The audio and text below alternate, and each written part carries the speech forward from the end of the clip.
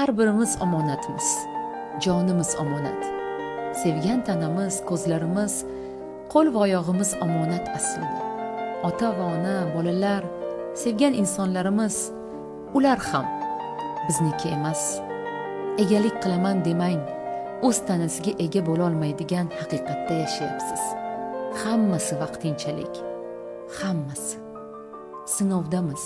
Noshukurlik va mayda-chuyda uchun arazlashib, urushib, talashib umringizni o'tkazmang. Abadiy emasmiz.